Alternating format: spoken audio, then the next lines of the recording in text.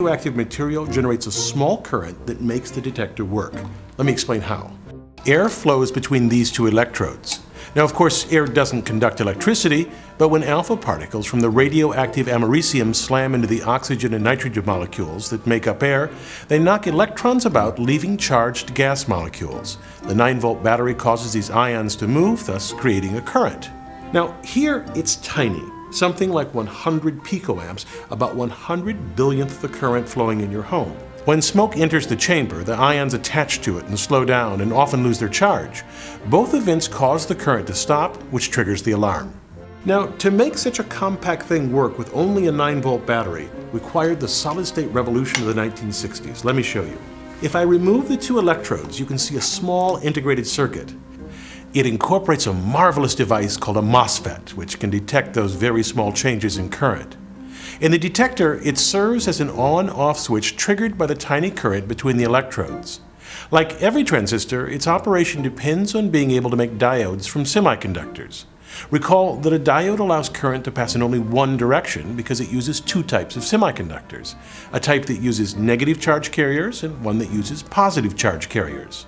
Flip that battery and the flow of charge stops. Now, to build a MOSFET, we take two such diodes and put them together so that each is reversed.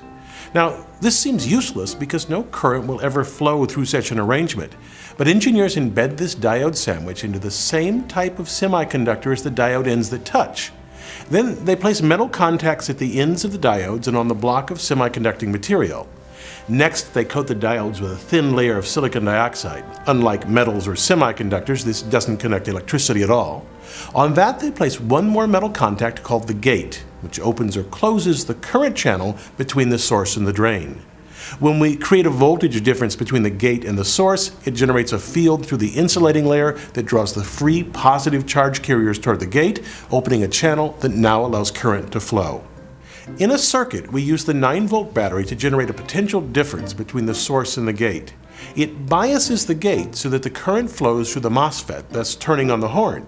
So we counter that with a current flowing from the detector.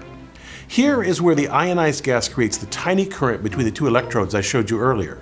That current passes through a large resistor and creates a voltage that opposes the battery, and it shuts down current flow through the MOSFET. If smoke enters the chamber, the tiny current stops, the MOSFET allows current to flow in this section of the circuit, which triggers the horn. Now, to me, this is engineering.